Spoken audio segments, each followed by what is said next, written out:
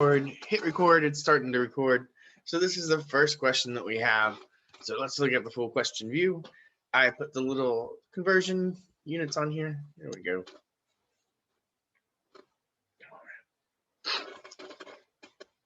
One cubic foot holds 7.48 gallons of water, and 1 gallon of water weighs 8.33 pounds. How much does 6 cubic feet of water weigh in pounds? So I'll give you a hint. We want to start out with this. Start out with what you know. Write out 6 cubic feet.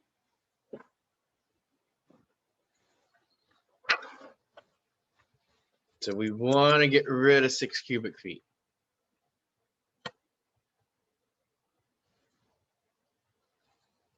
So we got to think about, well, which one of these are we doing? We know this gives us a ratio that we can write, and this other thing gives us a ratio we can write. So the first thing we want to simplify out is the cubic feet.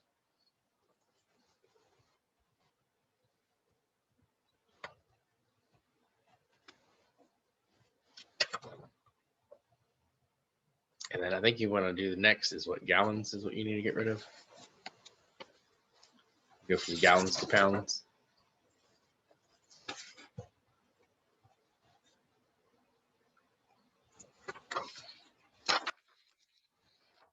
I don't know if I was doing it in last class, but usually when I do these conversions, I don't even look at the number until afterwards. I look at the units first, and I only look at the units.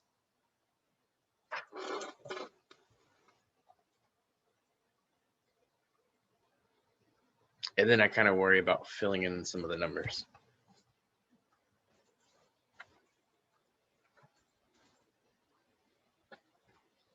What do I do? Oh, my calculator's over there. Hold on.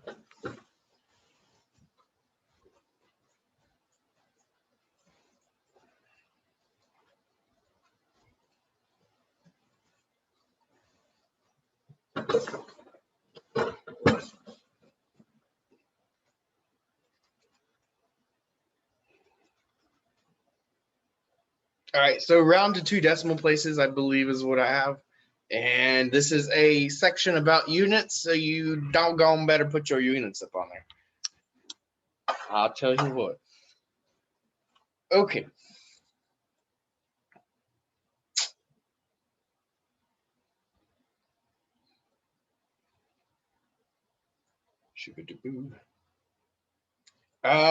So we are, in this section, we are doing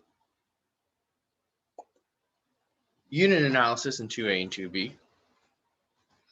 In chapter 3, we believe, in 3A, we start talking about percentages. So I believe 3A, I believe there's a lot of stuff about percentages and ratios, and 3E, I believe, is where it comes in with the testing, how they do certain testing. I want to say we start learning about Simpson's paradox. I think it's how numbers can deceive, and we start talking about testing, drug testing, mammogram testing, things of that nature. Okay, I'll give y'all, where are we at? 30 more seconds, probably.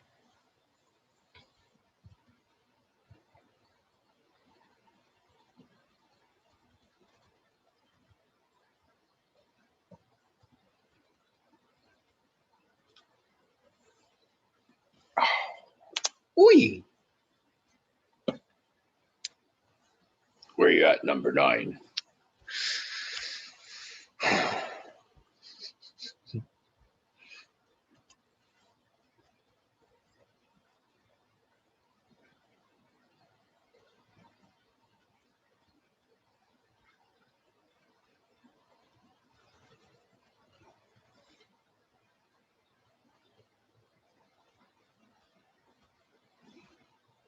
Okay.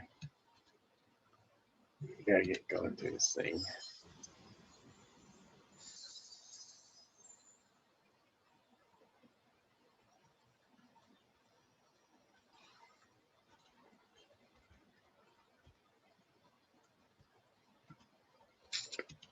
I'm gonna say that's wrong. You're dividing stuff that you shouldn't be, or you're just doing it. And you give me tons, and then ask for tons. Ask for pounds in this one. The next one will be tons. All right. And what are those? 10 pounds? I don't see 10 pounds here anywhere. Not sure how you're getting it. All right. So I think a few of you are getting this. Most everyone that answered got it, I think, right? So we start out with 6 cubic feet. The next thing, like I said, I want to get rid of my cubic feet. So if I have it up here, I got to put it down here. So there's only one other thing that they even gave me that had cubic feet in it. This other one didn't have cubic feet, so it ain't gonna get rid of nothing. After I get rid of my cubic feet, I'd be left with something in gallons. I don't want to be left in gallons. This would get rid of my gallons here, and this would give me something in pounds. So if I multiply these 3 numbers together is what I should be doing. I should get 373.85 pounds.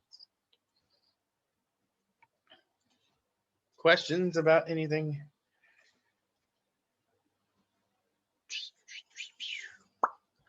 Okay. Now we want to do in tons.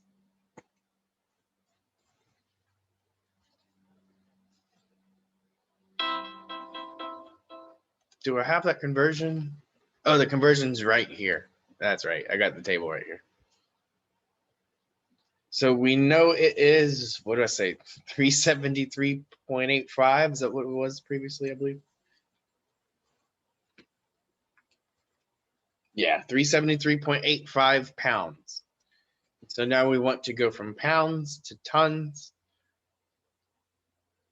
I believe this is the number I need right here. Right in this area, probably. We're just doing regular tons, not long tons.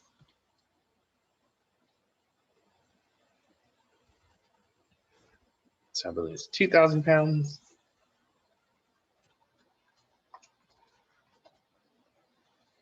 Round to 2 decimal places.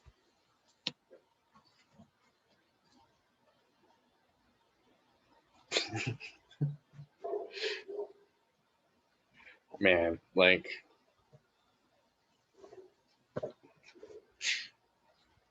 I just like there's no reason to have the U.S. system. I don't know how to say it. That's just my personal kind of opinion on it. It's just like it's completely useless, and we probably should do away with it. It makes a lot of sense to me because I grew up within the U.S. and everything I do within the U.S. system, and so it would take me a minute to switch over. But like, I don't know why we don't put more of an emphasis on it. Like, I feel like it causes more problems to have different systems than it does. And it really solves. All right, got 2 more people. I will give you 30 more seconds. There's just like one extra little thing we should be doing to this number. After we get 373.85 was the number of pounds from the previous one. I know, 2,000 pounds in 1 ton.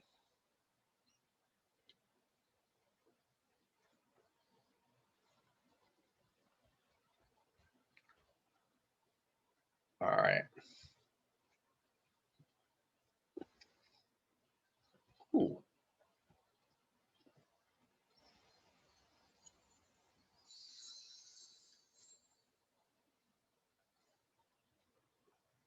So this is one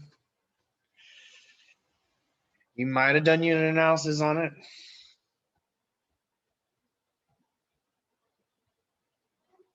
Not available. I think you went the other way. So you might have done unit analysis. If not, you might know you're going from what? Small to big. That might be one way to think about it. You could probably do this the easier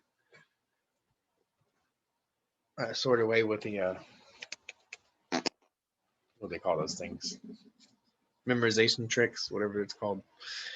373.85 pounds was the solution from the previous problem. If we take that and we want to get rid of our pounds, if we do unit analysis, it will definitely tell us we're supposed to divide these 2 numbers. And so we divide the 2 numbers, what we should be getting is the 0.19 tons.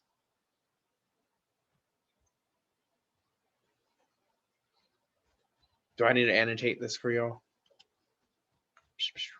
and do one of these numbers. I hope when you see it on the page, that's what's happening in your brain, right?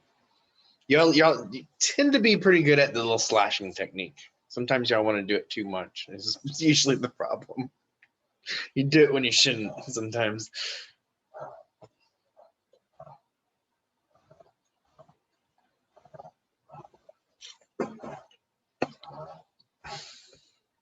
All right. So,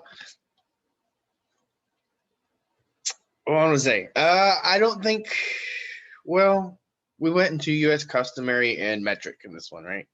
That's basically what we're doing in this section. But the approach to it mathematically is really sort of similar to what we did in the previous, like 2A, right? We're still doing unit analysis. It's still like the same concept sort of mathematically. Now they're just giving us a chart full of conversions, right? It's just like, that's basically the only thing new is that we have the real world sort of data that we work with and that we're applying it to. I don't feel like there's new math in this section per se, right? There are a few new concepts like kilowatt hours, maybe they go a little more into that. So your electricity company charges 13 cents per kilowatt hour.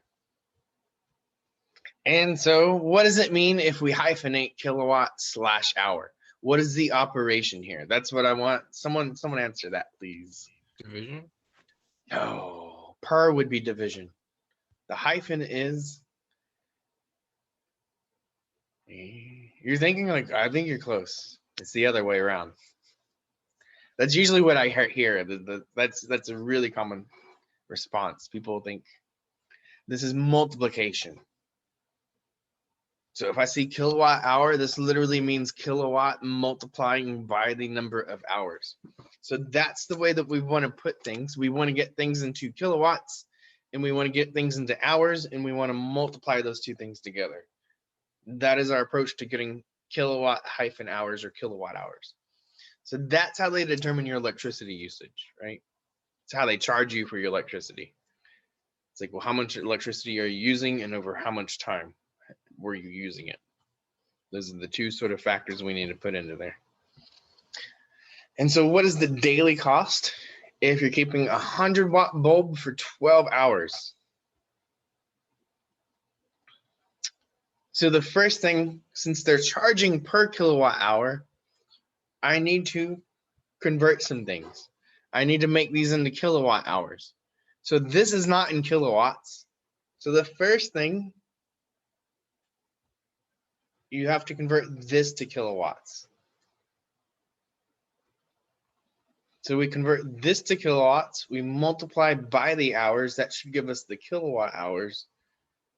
And then this is giving us the price per the number of object, right? And so we've talked about what to do there. If you set it up with the unit analysis, then you can definitely be sure you're getting the right units in there in the end, hopefully.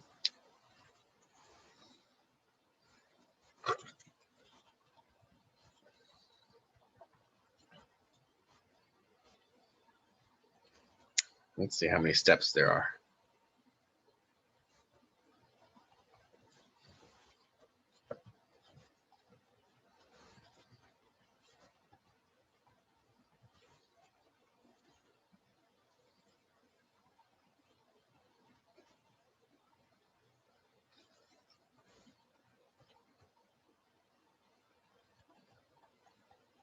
And if I'm being honest, I would probably convert 13 cents into $0.13.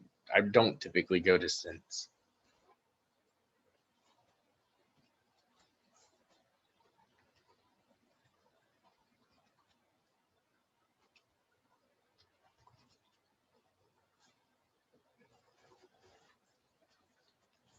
So my response is definitely going to be in a dollar amount. I don't typically put things in cents.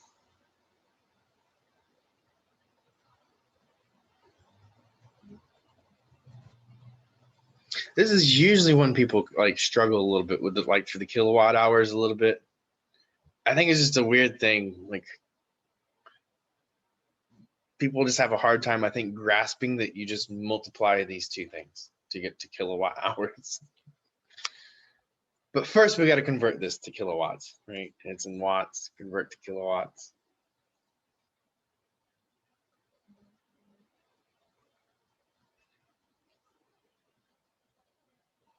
Where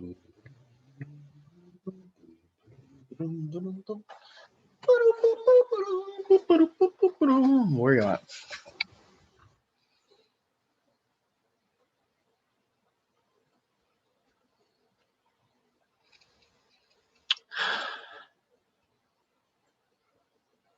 Probably be a lot further if I'd shut up, huh?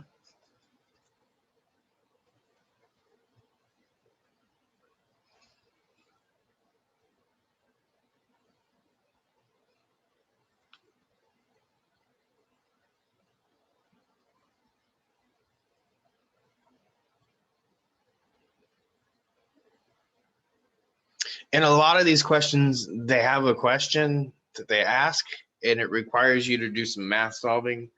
And so I asked more questions than what are really in the book, if that makes sense.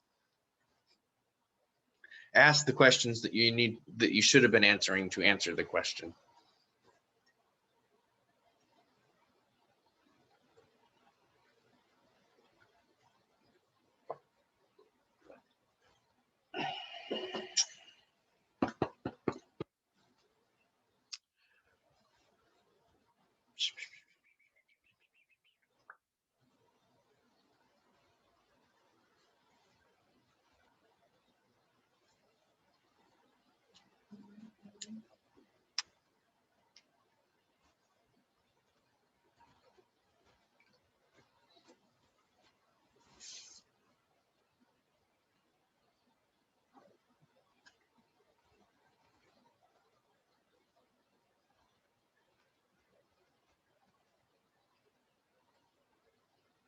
I think this is like a 4-step process problem, so it does have a few steps.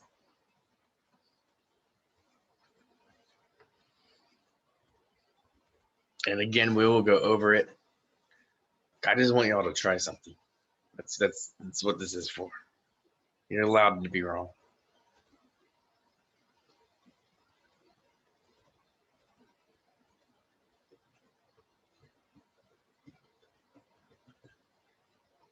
I'm not grading your responses on here. I'm just using it to see if you participate, basically.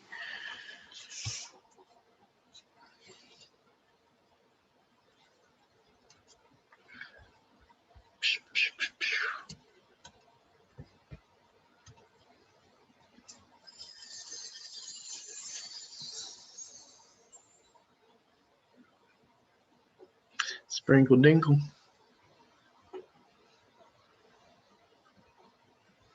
Ooh, what did we get? I think decimal place. Yeah, 13 cents would be $0.13. I think there was like, maybe that's probably what y'all were doing. That like threw that off. Because I believe it should be 16 cents.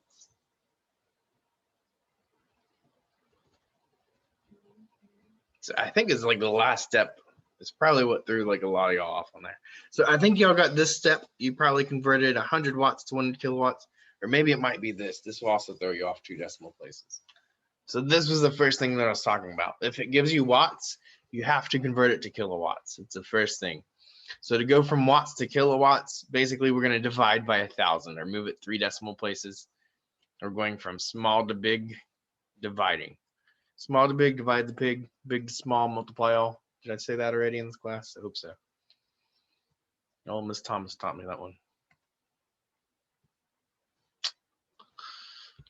Okay, the 0.1 kilowatt, what we do is we just multiply it by the hours to get to kilowatt hyphen hours.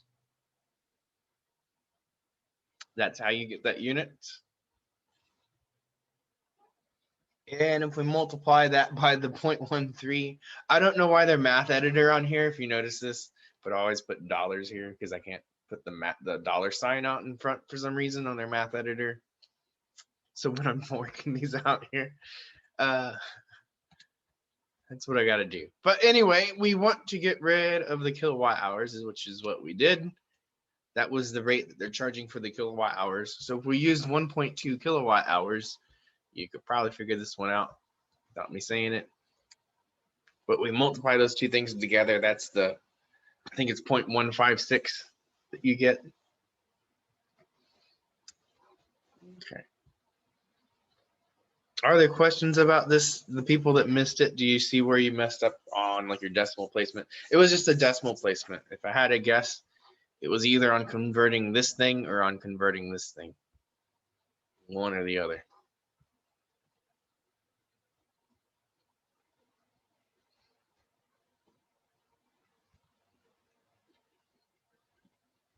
All right, so let me clear these annotations. Okay, your utility company charges 13 cents per kilowatt hour. Same question, different part. How much will you save in a year if you replace the bulb with an LED bulb that provides the same amount of light using only 25 watts of power?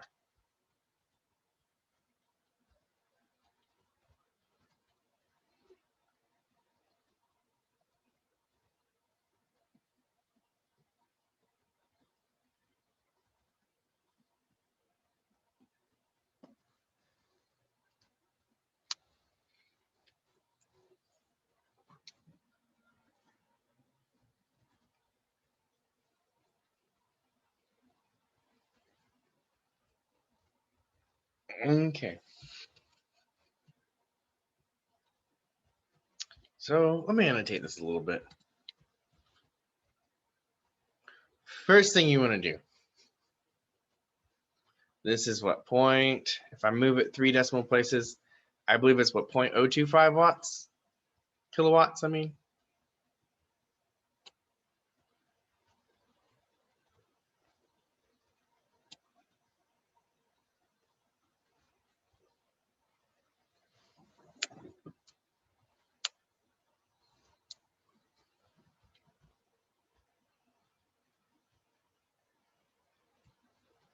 And if I want to do that, I'm getting what?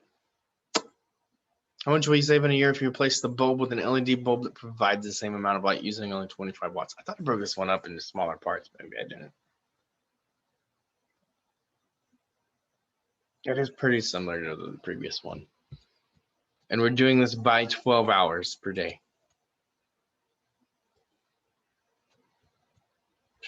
And we're doing this, what, for 13 cents per kilowatt hour?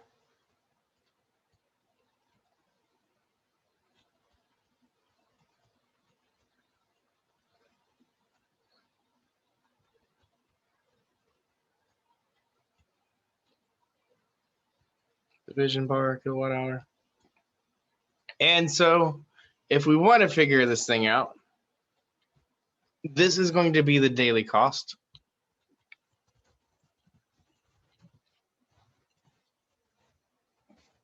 Of the 25 watt bulb, right?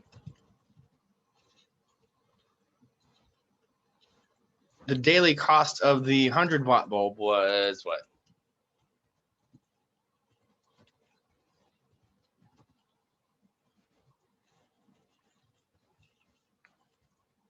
.156 is what we got from the previous one.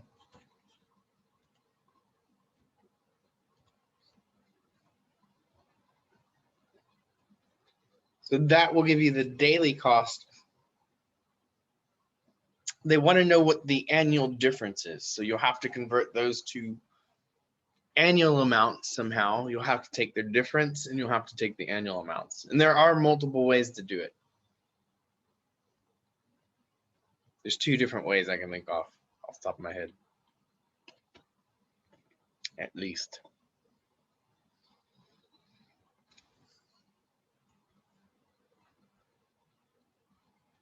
I thought I asked this in smaller questions, but maybe I didn't. Or maybe I did and my slides got out of order. I hope not.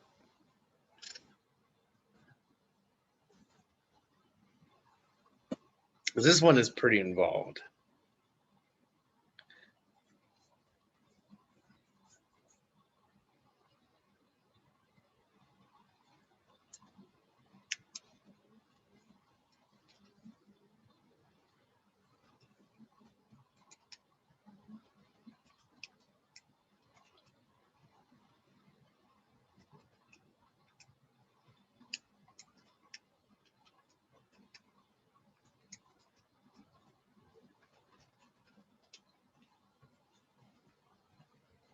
And I go with 365 days in a year. I don't really care about the quarter too much. So if you want to use 365 days in a year, that's fine.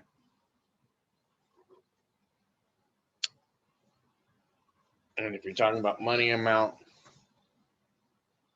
I usually round it to 2 decimal places. If I'm talking about money amount, I'm definitely rounding it to 2 decimal places.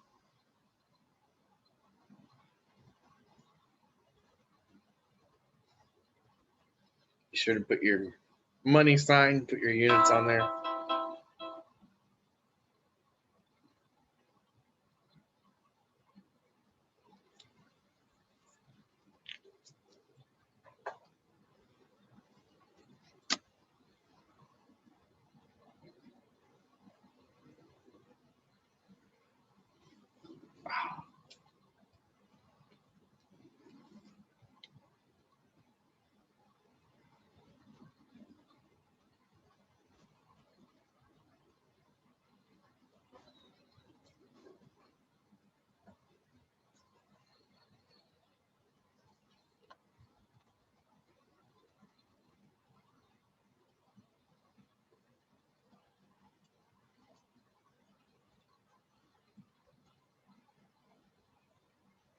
Okay.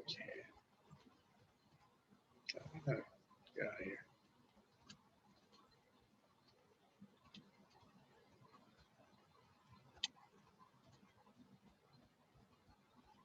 Yeah.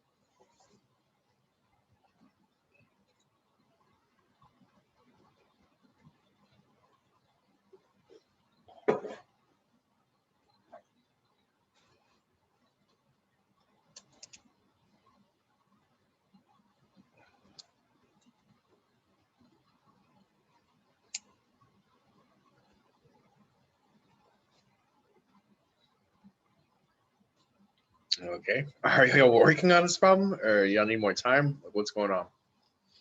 I need more time.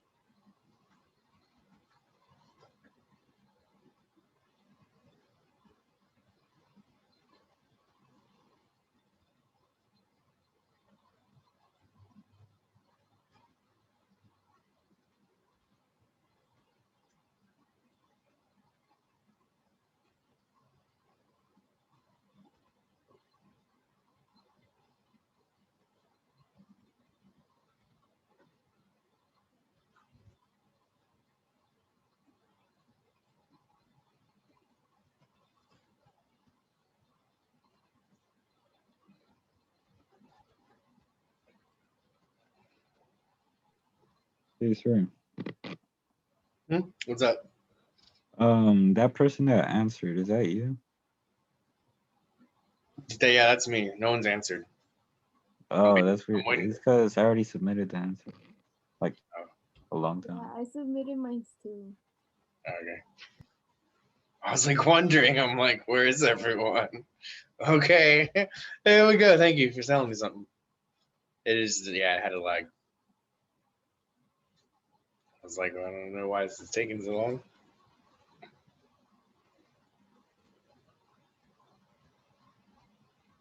$42 71. What do y'all say? 42 two decimal places, and you should round up. 41, 65 is a little low. 42.71. So it looks like y'all are in the ballpark. So maybe some of this might be rounding or something along those lines. But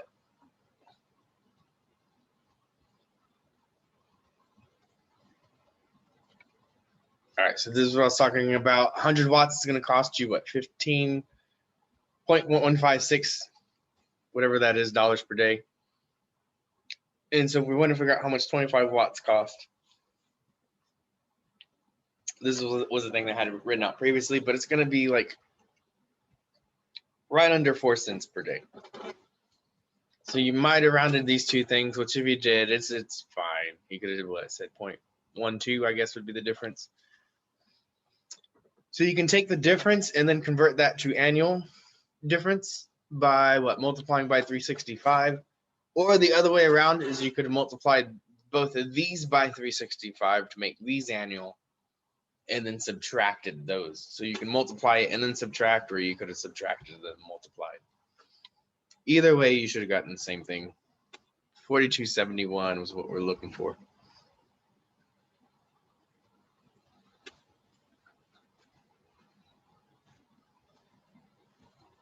All right.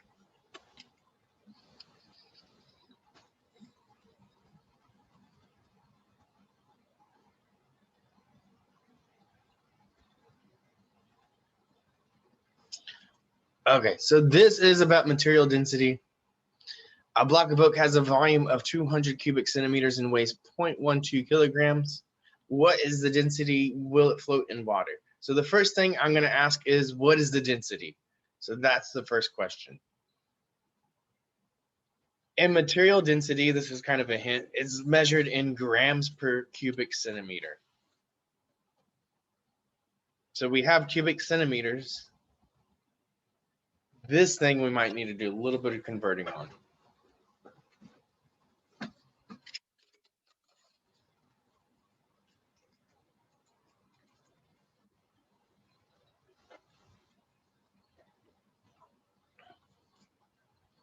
So remember to put your number, remember to put your units. So your unit should be this thing, grams per cubic centimeter. So grams is giving us the mass, the cubic centimeters are giving us the volume. So this thing is telling us how much mass is packed into how much volume, or how dense something is. That's another way to say it, huh? Get out of here.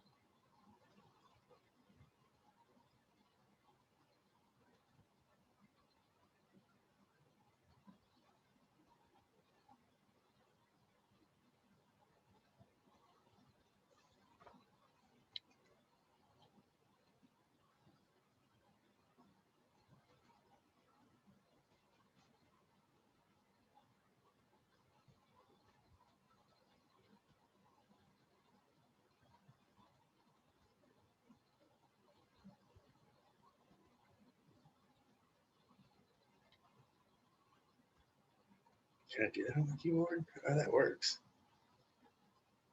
It's not going to count it right there, is it? I wonder. Try something.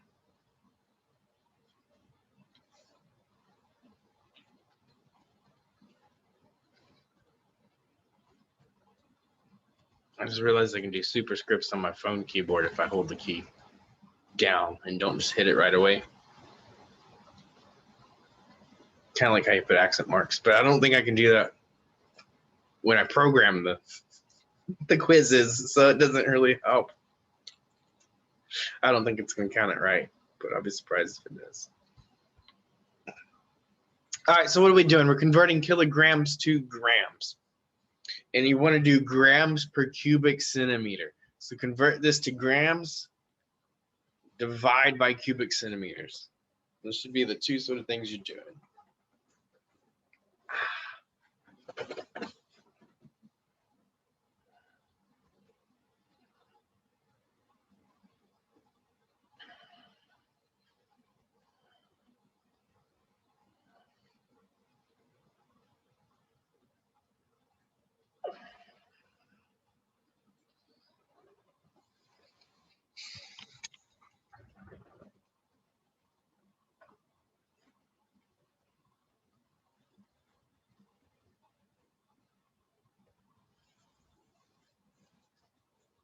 Wait, I have a question.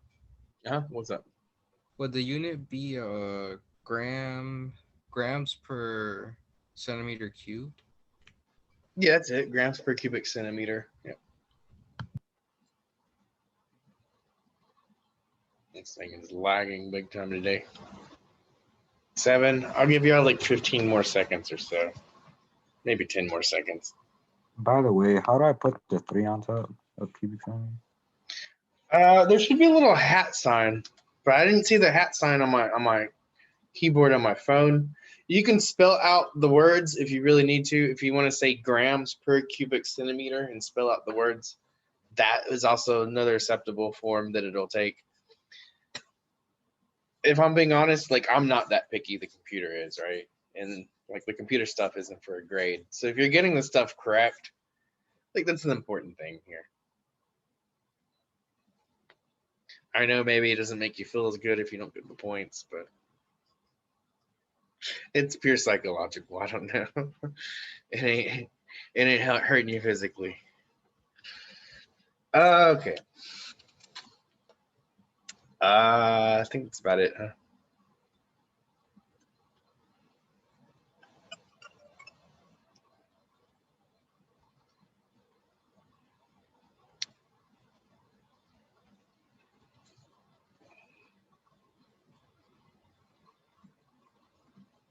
No one got this right. What?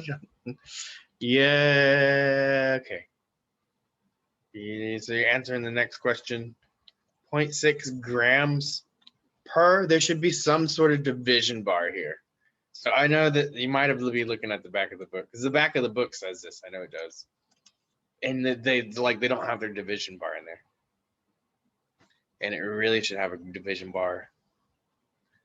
Grams. So it looks like 0.6 is good. You got 0.6, 0.6. It looks like the number's good. It should say division bar centimeters cubed somewhere in there.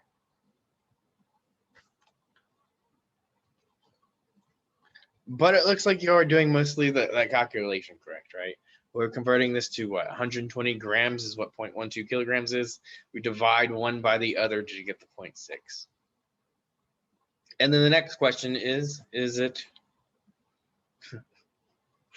a sinker or a floater? So if the density of water is 1,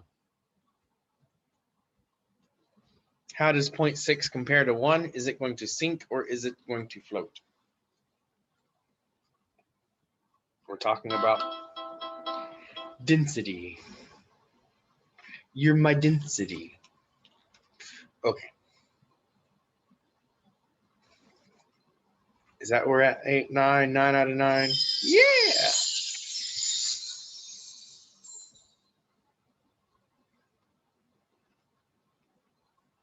Are we getting it right? Do we understand? Ooh, one person. It's probably the person that had been answering nothing. It's like 50-50. I got this one. Okay, so 0.6 is less than 1. If something is less dense than water, it floats. If it was larger than 1, it would sink. So 0.6 is smaller than 1. It is a fraction. Shower versus bath.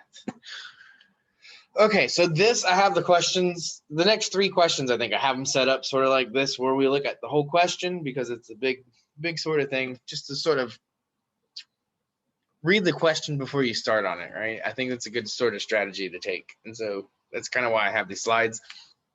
So let's read them right quick. Assume that when you take a bath, you fill the tub to the halfway point and the tub measures 6 feet by 3 feet by 2.5 feet. When you take a shower, your shower head has a flow rate of 1.75 gallons per minute, and you typically spend 10 minutes in the shower. So they're giving us a bunch of rates about showering and bathing, and something about, there's 7.5 gallons in a cubic foot. So they're telling us how much water is in a cubic foot. So from this information, I don't really know. I hadn't done it, but I read it and I'm like, okay, so they're giving us some amount of water that we're using, and we can figure it out if we really wanted to. We can figure out how much water a bath uses. We can figure out how much water a shower uses. So I think that's the first thing. Do you use more water taking a shower or a bath? So that's the first thing we have to do, is figure those 2 things out. How long would you need to shower in order to use as much water as if you were taking a bath? And then assuming your shower is in a bathtub, propose a non-mathematical way. I don't like that word. It's still mathematical. It's just not formal math or whatever, right? You're still thinking mathematically to do this. In one experiment, you're just thinking geometrically. It's still geometric. It's still a mathematical way. It's just not formalized. But you can have a proof, right? You can have a sort of geometric proof. Doesn't mean it's the best way to prove it, but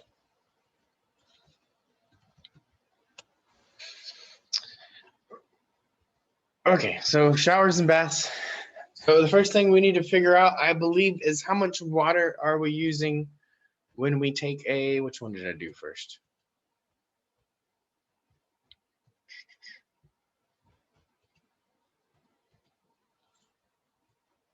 Oh, I can scroll down. There we go. How much water in gallons does a bath use? So that's the first thing I want to figure out, is how much water is a bath going to use? I want a bath. So right away, I hope you are looking at the stuff that is only talking about baths. Assume when you take a bath, this is the dimensions of my bathtub here. That might be relevant. When you take a shower, I don't care anything about a shower for right now. I'm just looking at my bath stuff. This is the flow rate of this, 10 minutes in the shower. This is all talking about a shower here. So this tells me the volume, and then they also tell me I'm only doing half of this volume. And this tells me the number of gallons in 1 cubic foot, which is a measure of volume.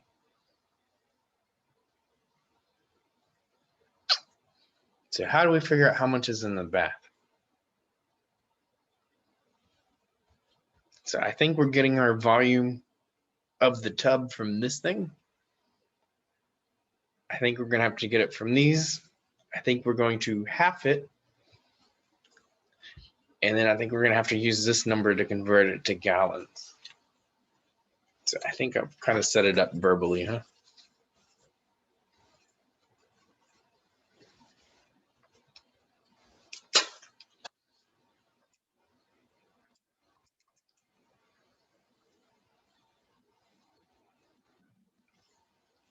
And remember, there should be a number. There should be a unit, which should be gallons. That's what they're asking here. Or I guess that's what I'm asking.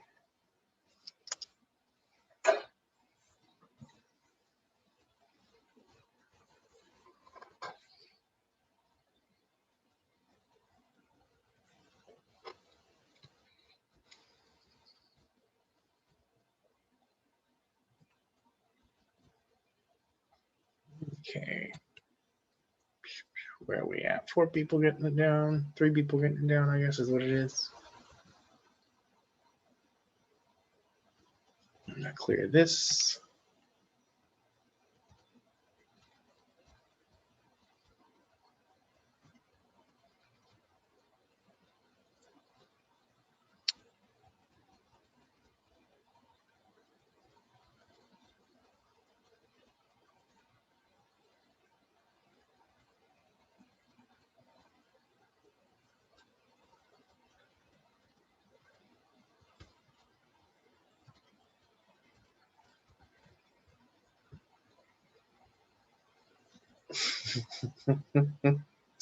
It's got a mind of its own. Okay, I'll give y'all like 30 seconds, 15, 30 seconds, somewhere in that range.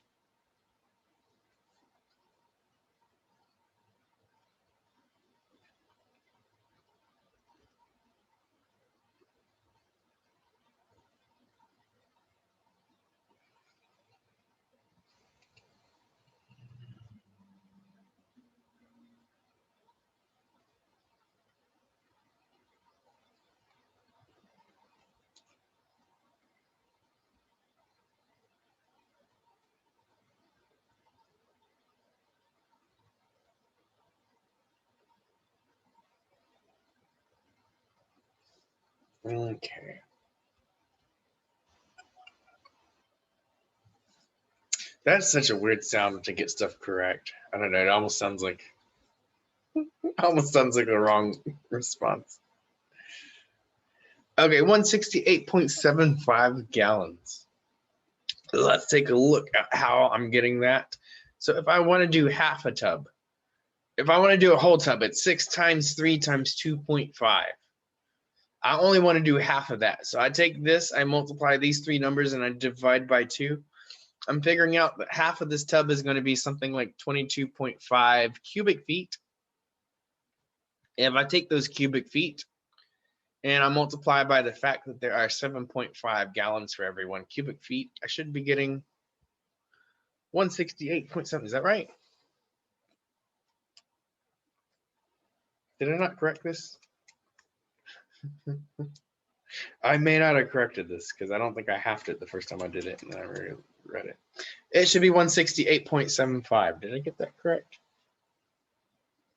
Did I say that a while ago, or did I say a different number?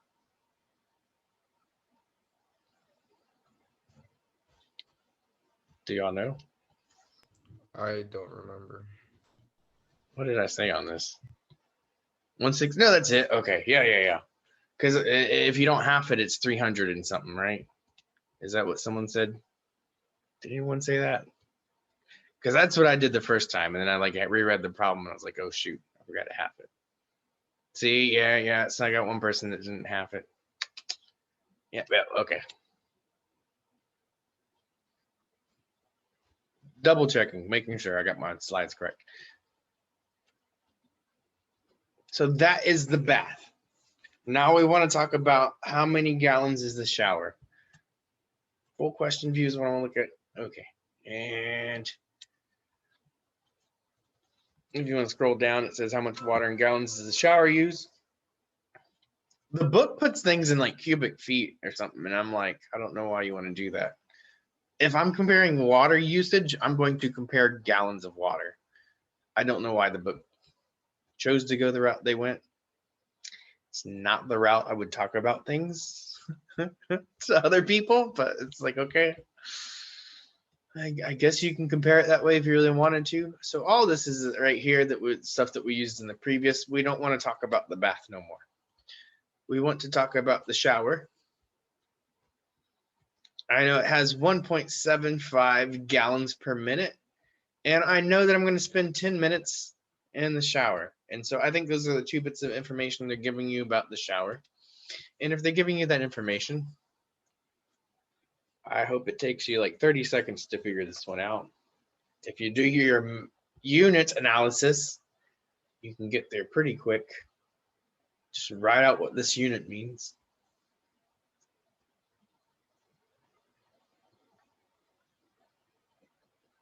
And so remember to put a number, remember to put a unit.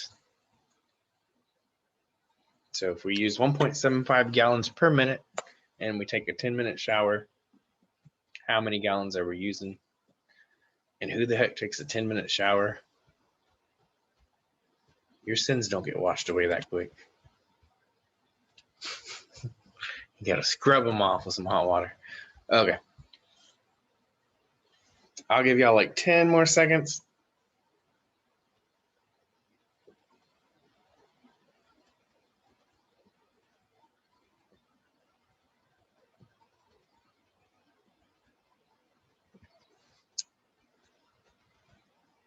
But even at a 10-minute shower, Like, I think this problem still gets the point across. You'd have to take, we'll figure that out in the next problem, actually, is what we do, huh? I should be quiet and let y'all figure things out. All right, so I think that's it. Let's get going. But we multiply one by the other. We got so many gallons per minute. We got so many minutes. So many dollars per apple, so many apples. Woo, look at all y'all. 17.5 gallons. Look at that. Beautiful. Beautiful. Hey, sorry for this question. Which one of those is more? God, this should take 1 second.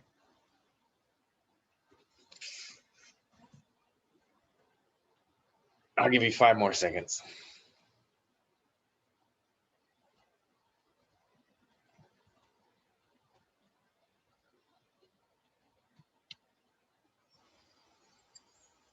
Definitely the bath using a lot more water. Was it 168 versus like 17? Is that what it was? Something stupid like that. Like almost 10 times, right? I think is what it is.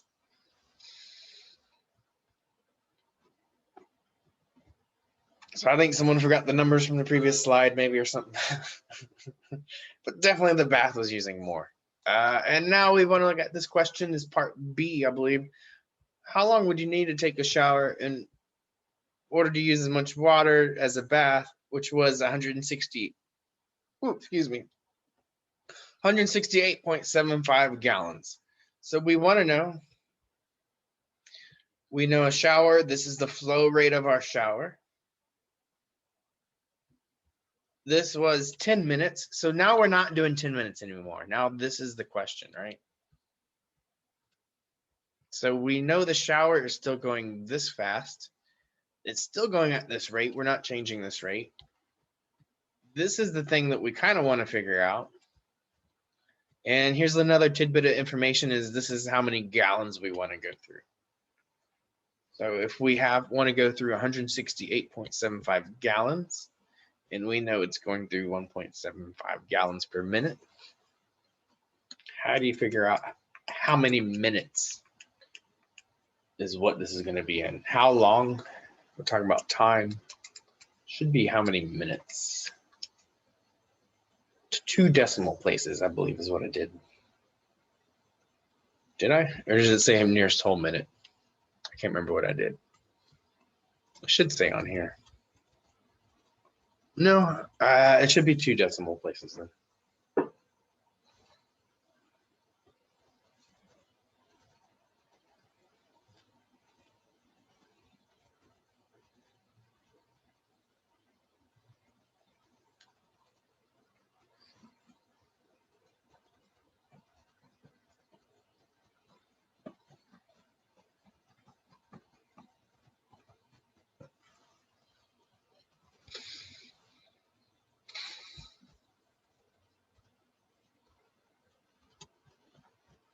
So not this number.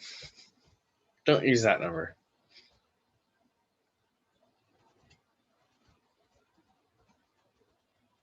If you do unit analysis, it will tell you which way to put things.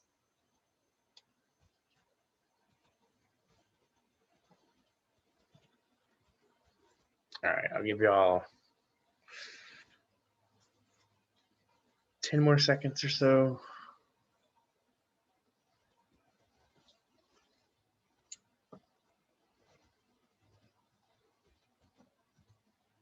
I think I got a slide after this one. If not, I'll go back and look at it. I want to say I did a quick slide. Because this one, if you do your unit analysis, I feel like this one it's a one-step sort of unit analysis sort of thing. I was like 96.43 minutes, somewhere in there, right? 96.43. I may not have put min. I don't remember if I put min or not. 2 decimal places, so it's probably not going to count it right. But it looked like y'all got it correct. Even the ones that were wrong looked like they were correct. Okay. And so we get that by multiplying one of those numbers by the other in the previous one, right? Assuming your shower is a bathtub, propose a non-mathematical way to compare in one experiment the amounts of water you use taking a shower in a bath. There's like one thing that really kind of pops into my brain here.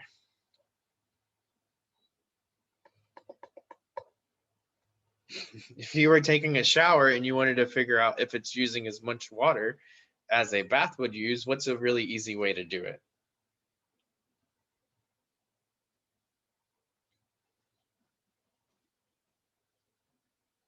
Hold the water in, exactly. Put the plug in, all right? Let it fill up the tub while you're taking a shower. Does it use as much? It usually doesn't. Sometimes I do that if it's like really cold, you let it warm up the bathroom. If your bathroom's really cold for some reason. Plug it up. Plug it up, see if it fills it up, right?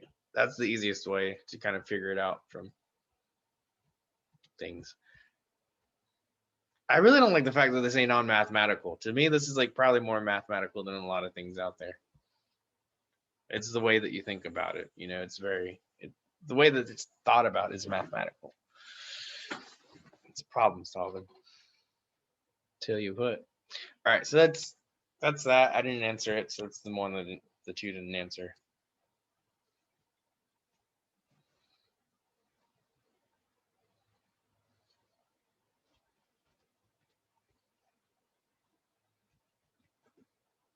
All right, metric area. When the metric system was first proposed, the unit of area was the R.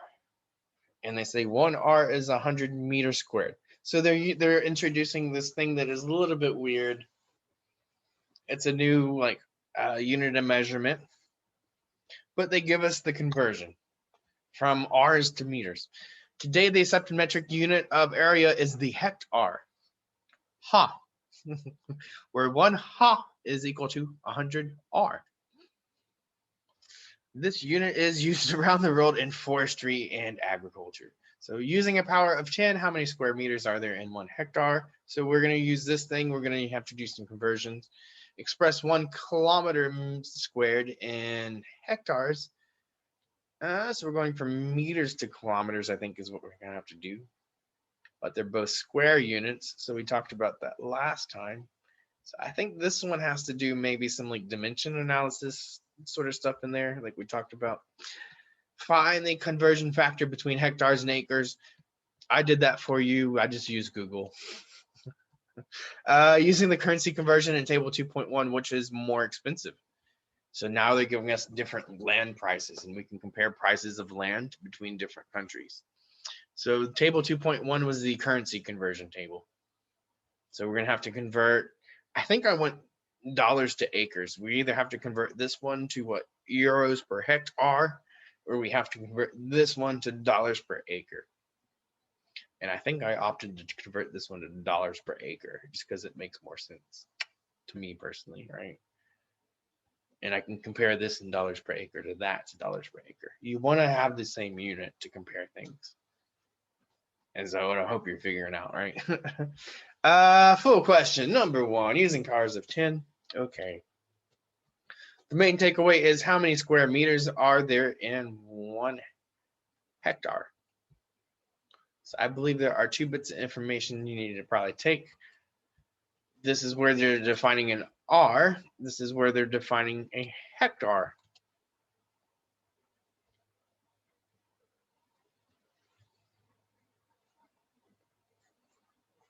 And so if we start with 1 hectare,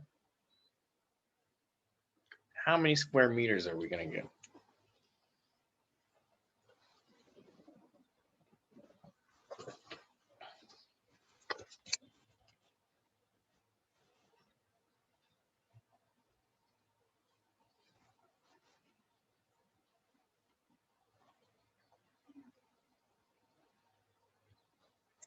And remember your decimal places, remember your commas when you're putting in your numbers.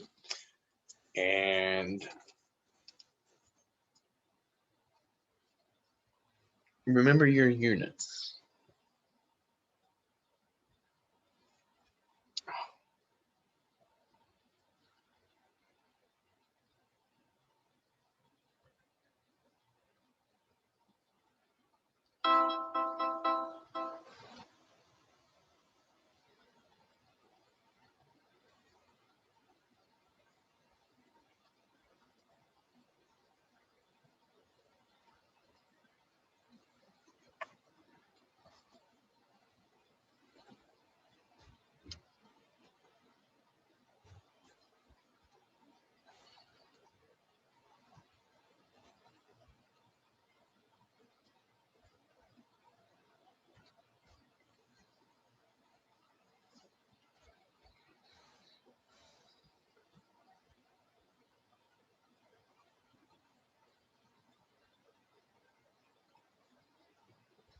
All right.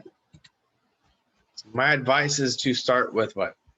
How many square meters are there in 1 hectare? So I would start with 1 hectare. 1 hectare. This didn't have hectares in it.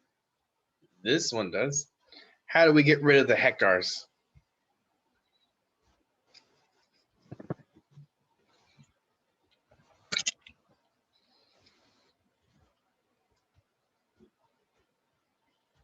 Okay, so that should be like 1 step, 2 steps.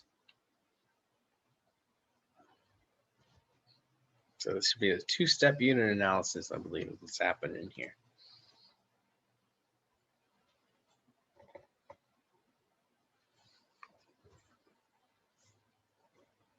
Ow.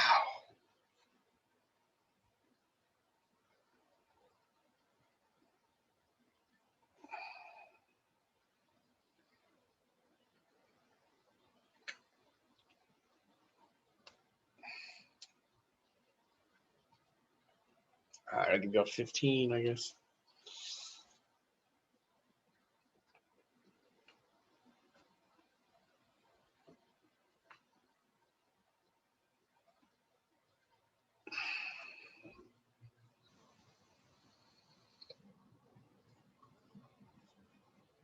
Pretty sure I broke this one down on the next slide. Wait, so do we use scientific notation to answer? Or Uh, like, Do not use scientific. I didn't use the scientific notation. okay. Although you could. I didn't use it, so it's not going to count it right. On the computer, right? If you did it personally and you did this in scientific notation, I think this one's okay to do it.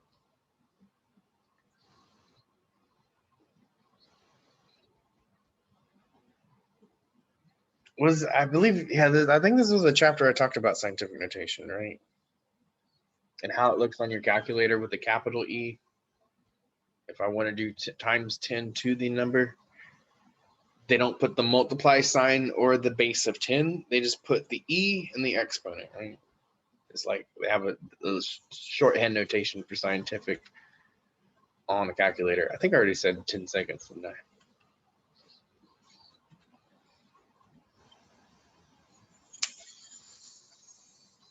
All right, so we get in this.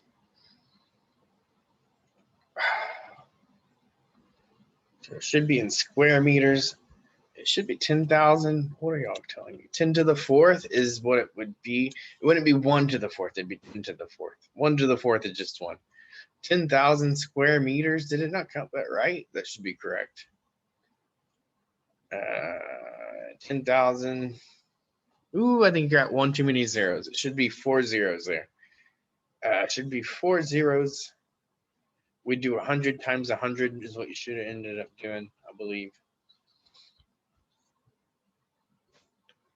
If we want to get rid of our hectares, we go to R's. Now we're in R's. We get rid of our R's to get to square meters. So 10,000 square meters. Wait, didn't that ask for 10? How many square meters are there in 1 hectare? Does the book ask? No, I think it asked for 1, right? The book asked I for think 1. it asked in the question, but maybe I misread. I can go back. I can make sure. I definitely want to make sure. Using a power of 10 is what it says. Yeah, okay. They're doing something kind of weird. They're going from 1R to, I think, 100R. So if we go from 1 to 100, we're multiplying by 100 there. We also multiply by 100 here. I think they wanted, maybe they want us to put our answer in a power of 10. The book's weird sometimes, and they don't really. I don't feel like they're clear on some of the things that they say. That would be one of them. If you said 10 to the 4th on there, I could. That's good. And now what does it say? Part B says express 1 kilometer squared in hectares. So we know that 100 meters squared is going to give me one. Well, wait. We know from the previous problem 1 hectare is what, 10,000 meters squared? Is what we figured out previously. So if you use that information, did I put that on here? Is it further down? Yeah, there it is. Sorry, here it is. There are 10,000 meters squared in 1 hectare. So that might help you on this. That's what we figured out from part A.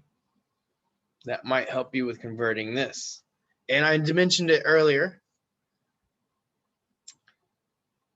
We want to go from kilometers or square kilometers to square meters. So the first thing we're going to do is convert square kilometers to square meters. And then we're going to convert square meters to hectares, I believe is the process. But when you convert square units of measurement, you've got to do it multiple times, remember? So my advice may be even to like write out what 1 kilometer squared means. It means 1 kilometer times 1 kilometer.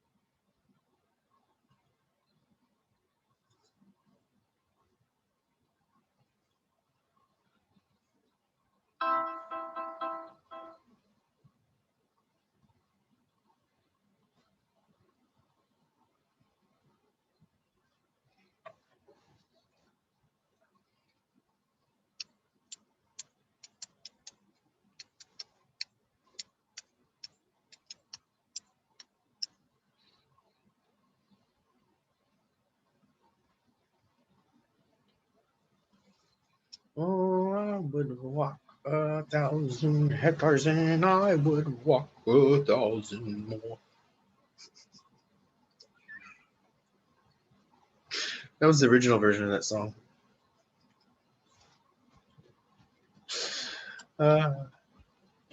Sometimes I amuse myself, I think. Might be the only one.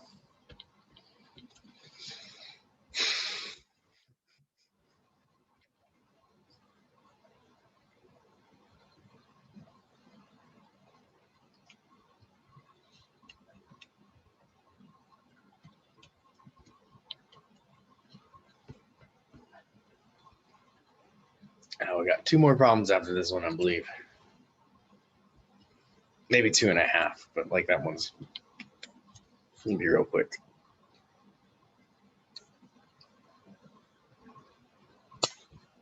How do I get out of this thing? Why is it?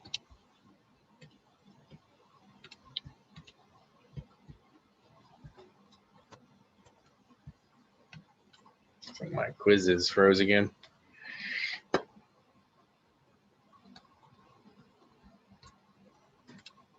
All right, 5, 6, 7.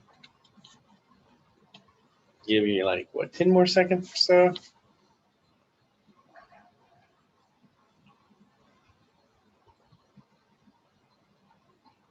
It's a I would say 3-step. You might consider it a 2-step.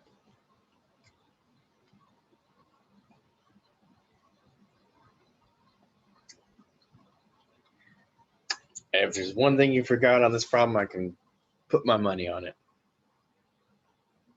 I know where people are going to go wrong already on this one. Y'all probably do too, if you're doing it correct. If not, that's what we're here for, right? Here to learn.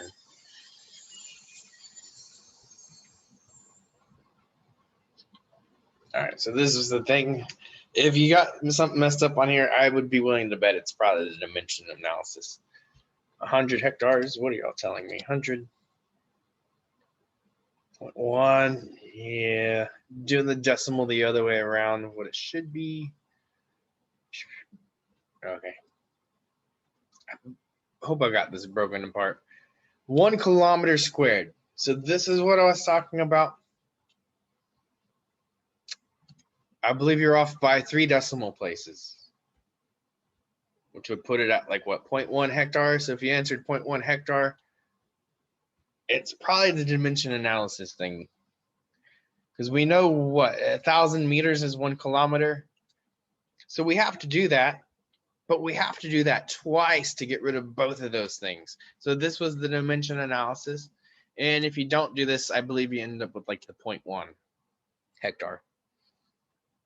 Or if you only do it once, right? So you need to do this twice. This conversion needs to happen twice. And it happens twice mainly because this is a square unit here, right? Which means I have it multiplying twice. I multiplied that twice to get 2 square meters. I know there are 10,000 square meters in 1 hectare from the previous problem. So I don't know if I did this, but what is this? Like 10 to the, maybe I should put it in here. This is what, 10 to the 6th on the top.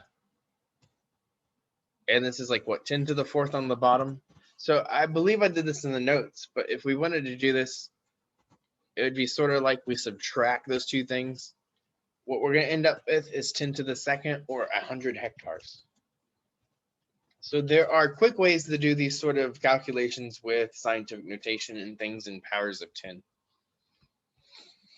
When you're dividing things with base 10 or the same base, we can subtract the exponents. Any questions about this one? Are y'all doing this?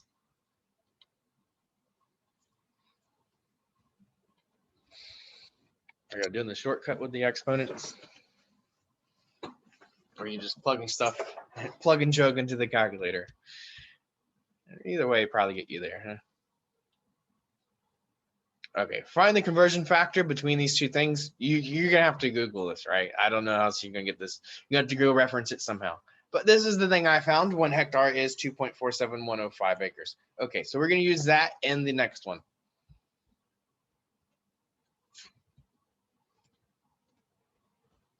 And so using this currency conversion chart, what I want to do is I want to convert 10,000 euros per hectare to dollars per acre. So the first thing I want to convert is euros to dollars. And I also want to convert hectares to acres using this thing that I researched on Google previously.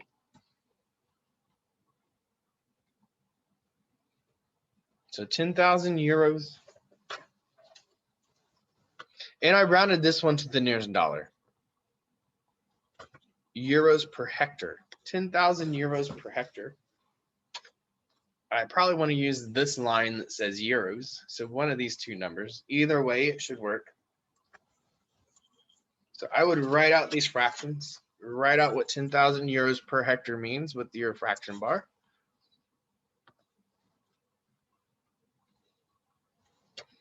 We go from euros to dollars.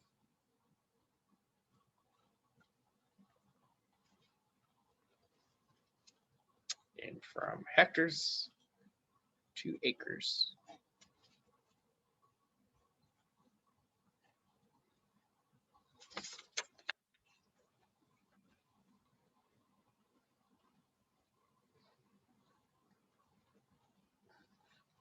Which is 2.47105 acres.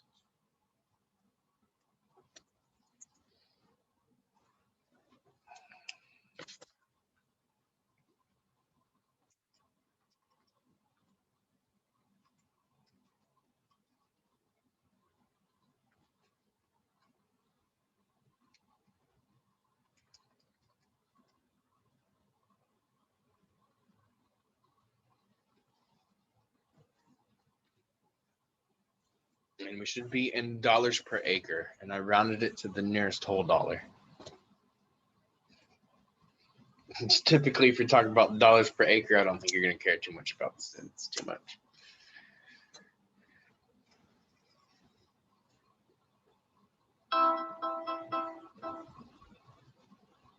So don't forget the number, don't forget the units. Pray to the computer gods. They like your math symbols, the way you put them.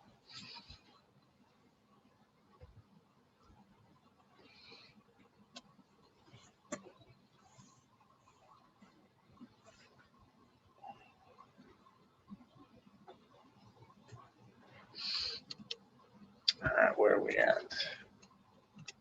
Why does it do this? Like large, I gotta scroll up and then exit out. Huh? Oh man.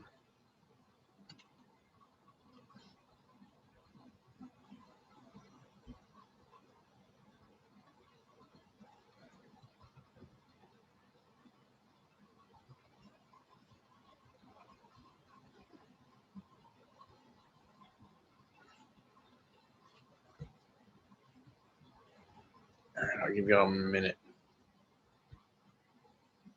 There are two conversions we're doing basically, right?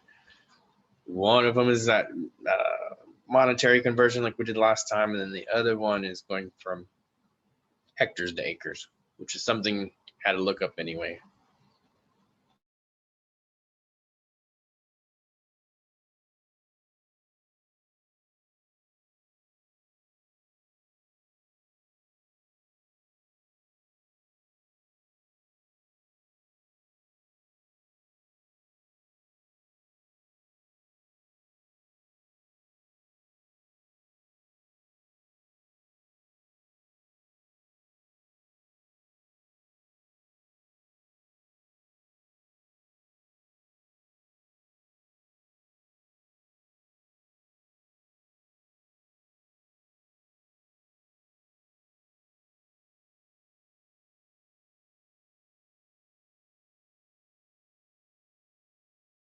Oh, what are you? Okay, there we go. All right, I'm getting 10. 10 more seconds, I guess.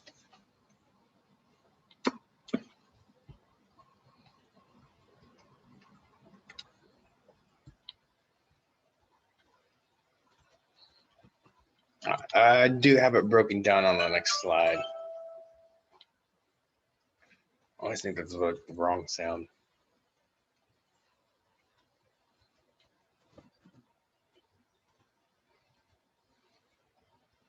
$42.82. I guess I got it wrong. I got 42, 49.41 is what I got. Yeah. 49.41. 42.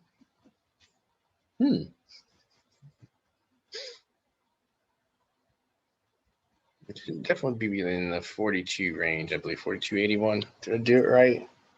I might have done it wrong. Let's look.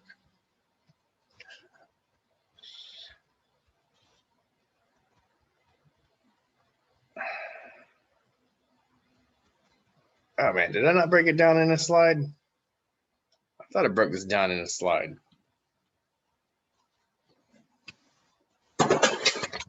Really?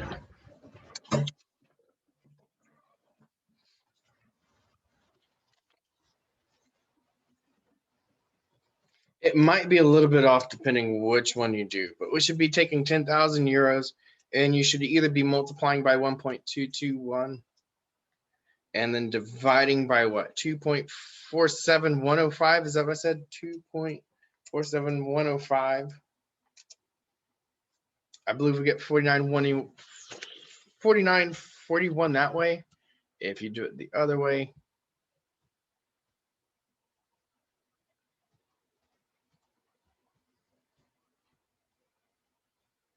oh, I multiplied by the wrong number, didn't I?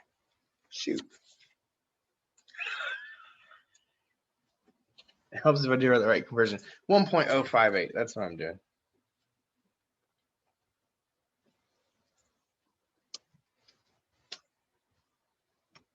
So we're taking 10,000 euros. We're multiplying by the 1.058 that we see here. And then we have to divide by the 2.47105.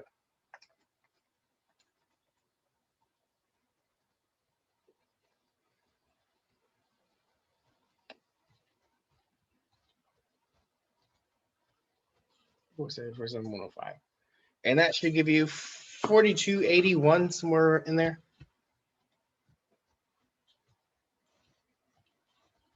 Is that what we're saying? 4281. Yeah, that's it. 4281 should be the correct solution.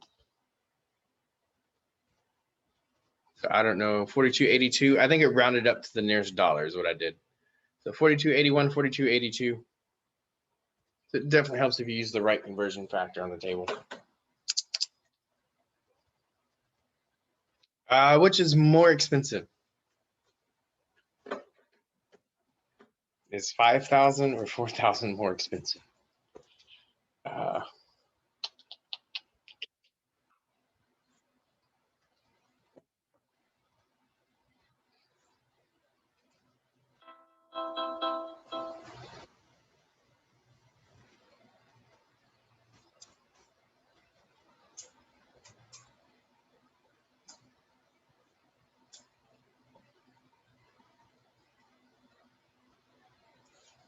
All right. This is a click one of those buttons right quick sort of question. We just figured out the previous one was 4,000. We figured out that the other one was 5,000 is what they gave us. So obviously the 5,000 is going to be more than the 4,000. And so this is one of those lessons, like we want to convert things before you start comparing them. So this is like the 5,000 per acre. This was the 4,000 per acre. So the 5,000 is going to be more expensive. It's costing us more per acre.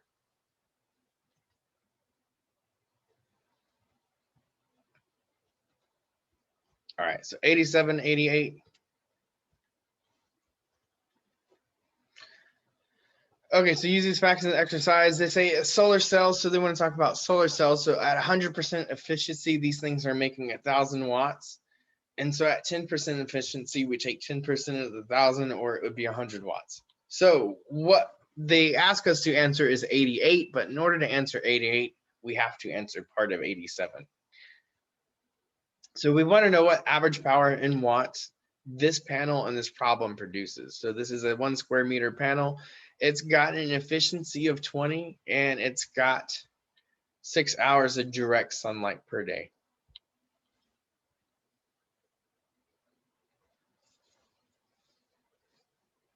And then the second part is we're going to use this panel to figure out how to supply a household. And so this part, we want to figure out how much this uses. So this is going back to 100% is 1,000 watts. So how do we find 20% of 1,000?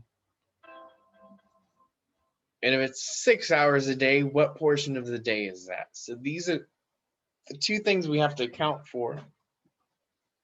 So the first thing you have to do is you have to take 20% of 1,000. Take 20% of 1,000. 6 hours is a quarter of the day, right? We're going to divide by 4. So 20% of this thing, and then divide by 4.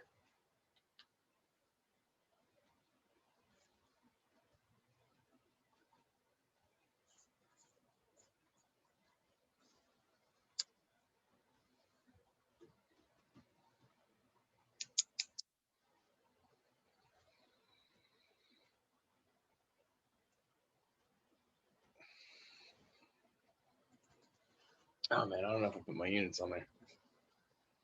Yeah, whatever.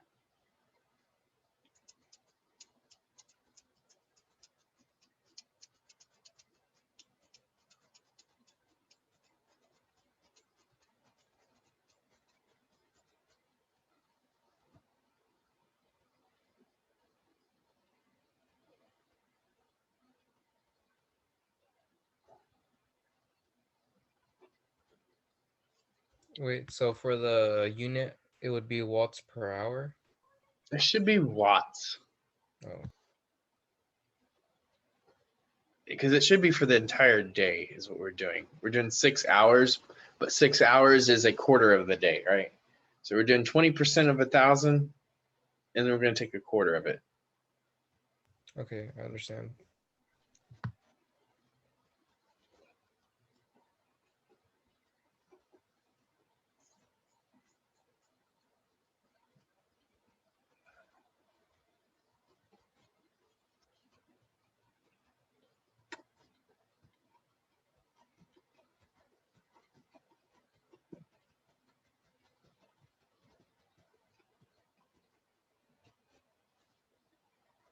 Oh man, I'm not trying to spend too much time on this thing. I just told y'all 2 things, right?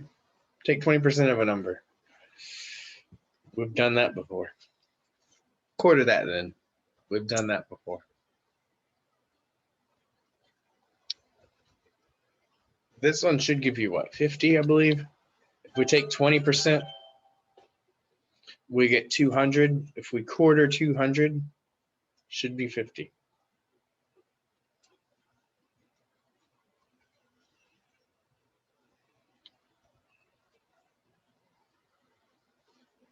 So this thing is producing 50 watts per day, is what that thing was telling me. A 1 square meter solar panel will produce 50 watts. So now what they want to know is if we want to supply a 1 kilowatt of power to a house, that's what the average household uses apparently. By putting solar panels on the use, how many square meters of solar panels would you need? So using the fact that we need to get 1 kilowatt of power, and we know 1 square meter of solar panel can supply 50 watts.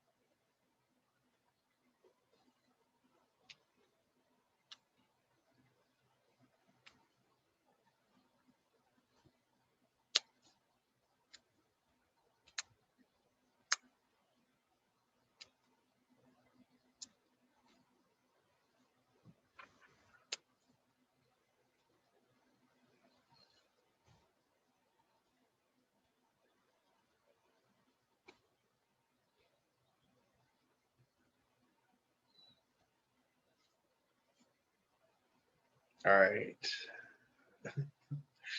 I'll give it 10 more seconds. I feel like people are just like zoning out, zooming off or something. I don't know, man.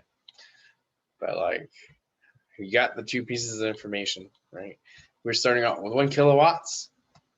This is going from watts to square meters. We want to go from kilowatts to square meters. So the first thing I hope is you're converting this to what? Watts. And we got something that compares watts to square meters. So we're going from watts to square meters. starting with the kilowatt.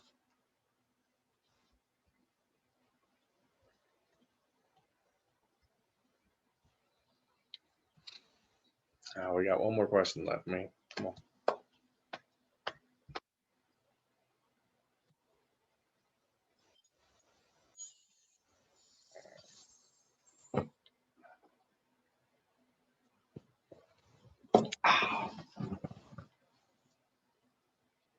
Yeah, I'm getting it 20 square meters. It looks like most people that are still here and answering it are getting it correctly. Oh man. I don't know. I guess I gotta get stuff graded pretty quick. Huh? Get that stuff turned around. Either y'all know it or y'all don't know it, and like, or y'all are tuning out one way or the other. And if you don't know it and you're tuning out, then you need to drop the class. I don't know what to say, but like that's not how you take a college class.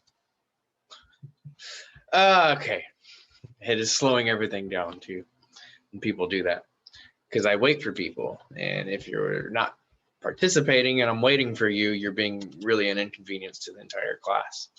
One turbine. This is Modern Energy Farms. Typical installation. It is not going to allow me to read the whole thing on here. That's annoying.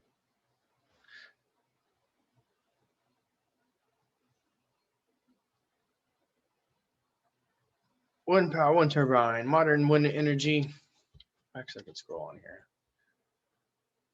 Modern wind energy farms use large wind turbines to generate electricity from the wind at typical installation. A single modern turbine can produce an average power of about 2.5 megawatts. This average takes wind variations into account. How much energy in kilowatt hours can such a turbine generate in a year? Given that the average household uses about 10,000 kilowatt hours of energy each year, how many households can be powered by a single wind turbine?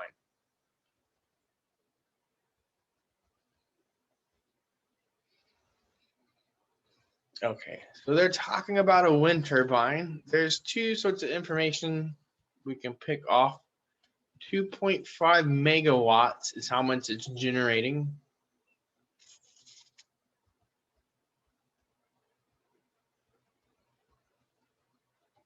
If we want to do 2.5 megawatts, and we want to know in a year. So if this thing produces 2.5 megawatts in a year, how do we convert that to kilowatt hours is the first question. We're going from megawatts, megawatt years to kilowatt hours. I have a question. Yeah, what's up? So the 2.5 megawatts is how much it produces in a year, or? So this is just how much it produces at any one time. This is how much power. I'm trying to think of like how they measure electricity, because there's it flows, so you have different sort of measurements.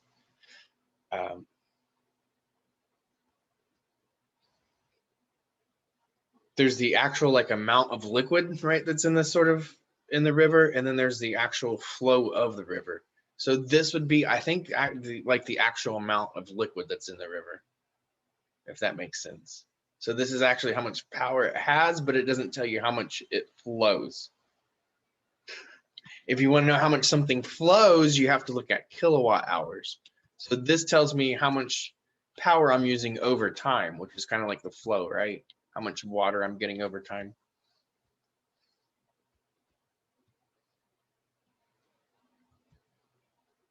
So this is at any one instance, you can go measure that thing and it's going to put off like 2.5 megawatts. And it's going to continually do that for a year, is what this is saying. And so I'll give you a hint. We're going to do 2.5 megawatts times 1 year eventually, I think, right? But we want to convert megawatts to kilowatts is the first thing. And then we want to convert years to hours.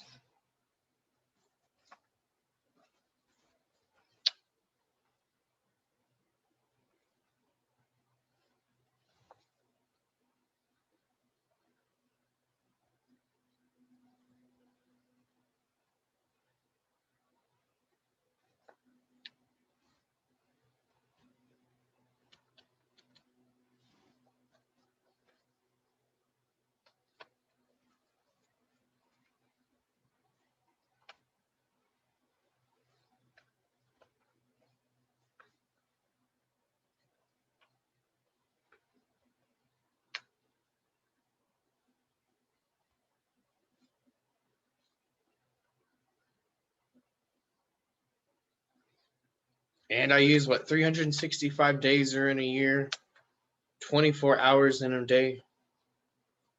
Those might be things you might need to use. Those are things you should probably know, right? Hopefully. Maybe say 365.25, but 365 is good enough for me for this class. When you start doing that 0.25, sometimes it takes and sometimes it doesn't, right? It's like, well, if we have a leap year, we can go 365 or 366. There's different ways to account for the leap year, right? Basically.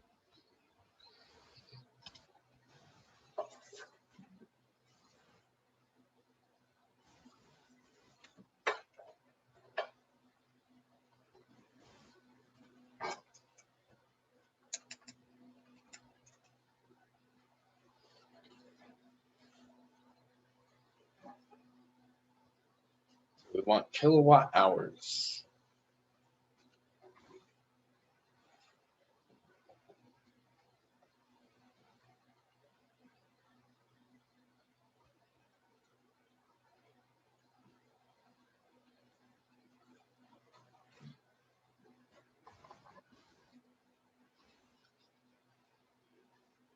Okay, so I do have this detailed on the next slide. I'm pretty sure of it.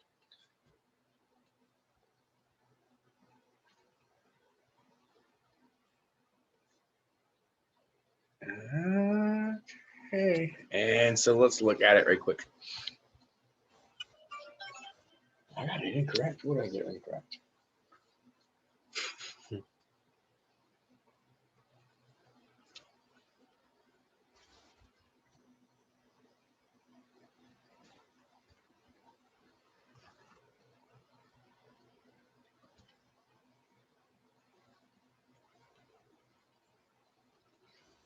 How much energy in kilowatts hours can a turbine generate in a year? So the first thing we want to look at is converting megawatts to what? Kilowatts? Oh, come on. What are you doing? Next bullet. Come on. Megawatts is 10 to the 6 watts. If we look at that table, kilowatts would be 10 to the 3rd watts. So, oh, that's what I did. I didn't do my 2.5. I did 1 megawatt. Shoot. If I do 2.5, and this is 10 to the 6 over 10 to the 3rd. So I talked a little bit about this, but we could do 6 minus 3. So this is 2.5 times 10 to the times 10 to the 3. Sorry. I wanted to say negative in there for some reason and then put it in there. Next bullet, come on. That is converting megawatts to kilowatts. So if we look at these things, megawatts and megawatts, watts and watts, this will give me something in kilowatts. The next one. If we want to convert 1 year to hours, we have 1 year that we're starting with.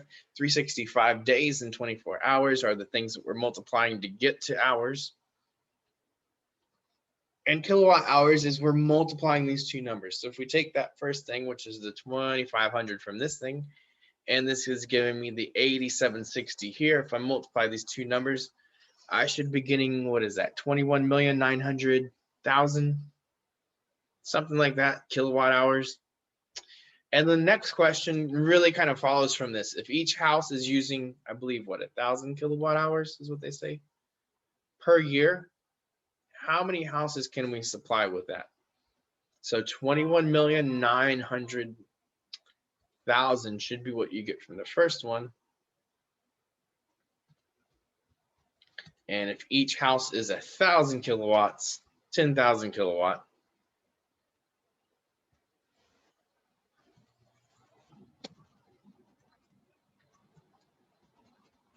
How many households can we supply?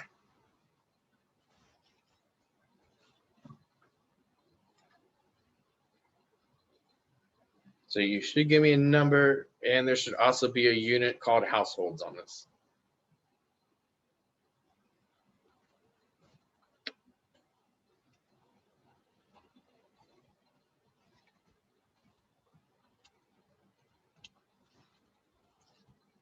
Let's say each.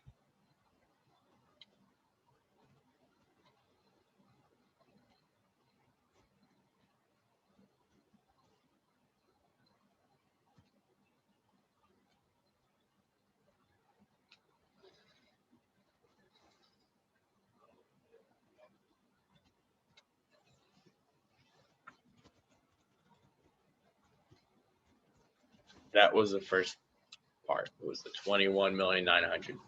So if each one is what, 10,000 kilowatt hours, how many households can you supply with this? Wait, so would we multiply the 10,000 by 24 and then again by 365 or no? I'm not seeing 24. Where are you getting 24 from? Since it's per hour. Oh wait, no, it's not. Never mind. This is kilowatt hours and this is kilowatt hours. And these are both yearly rates, right?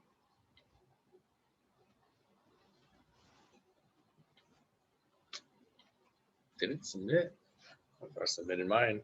I think it might be lagging again.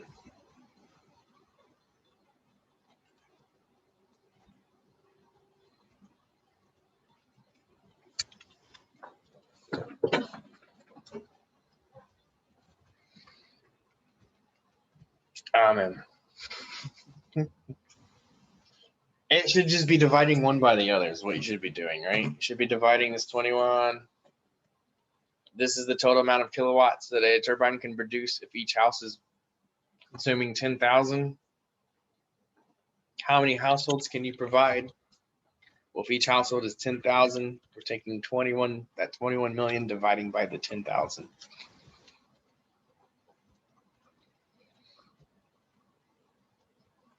We're dividing this by this to get the number of households, right?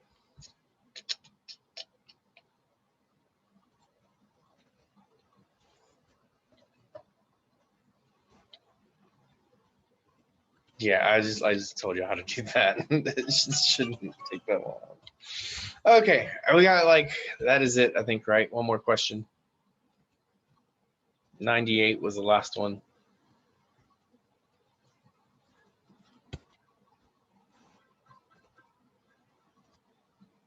Drug dosage. So we want to figure out the drug dosage. So a doctor is prescribing, the recommended dosage is between 75 to 150 milligrams of drug per kilogram of body weight. So a doctor prescribes 200 milligrams of the drug every 8 hours for a 20-pound child. So first figure out how much medicine did the doctor prescribe in milligrams per kilogram of this child's body weight. So if he's doing 200 every 8 hours, how many times a day is he doing that? How many milligrams of medicine is that going to be? And then the other thing is we have to convert pounds to kilograms here. And we want to compare milligrams to kilograms.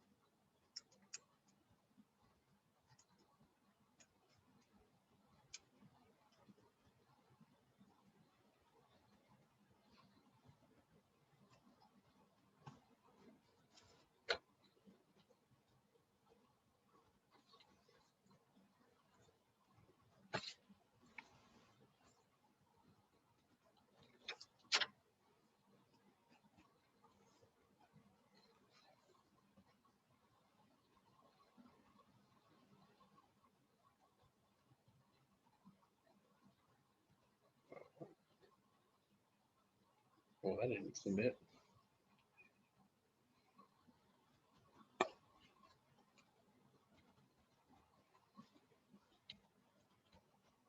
Lagging on that end too. What is it going on?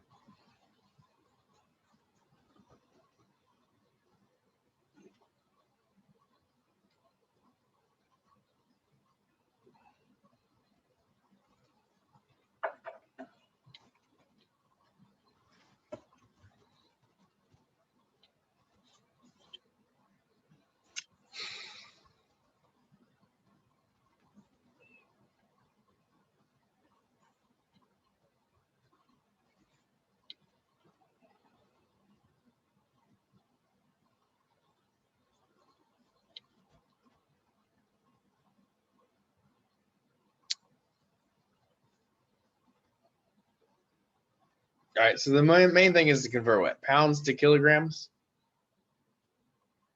You have a table with the conversion. The other thing is that he's giving them 3 doses, right? So I hope I broke this up. I believe I broke it up.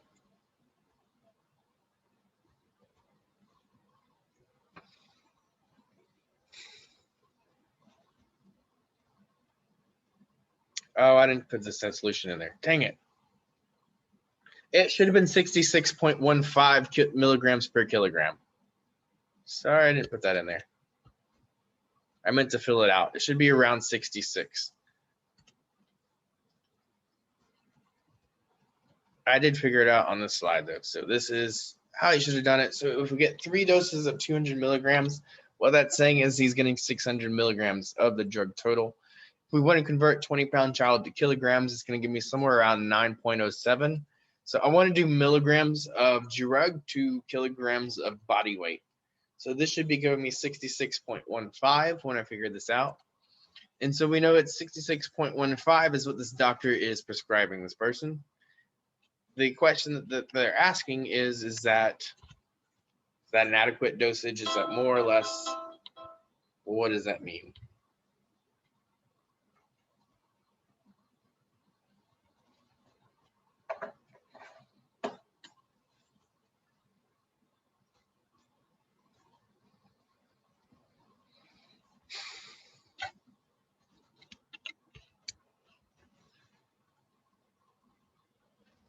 All right, so if we're doing 66, I'm not spending a whole lot of time figuring this one out. 66 is less than 75.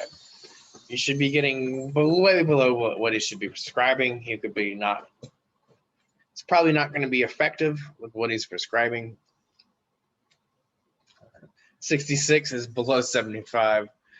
Okay. So this is definitely not the right range. That's the last slide. Any questions over anything we've gone over?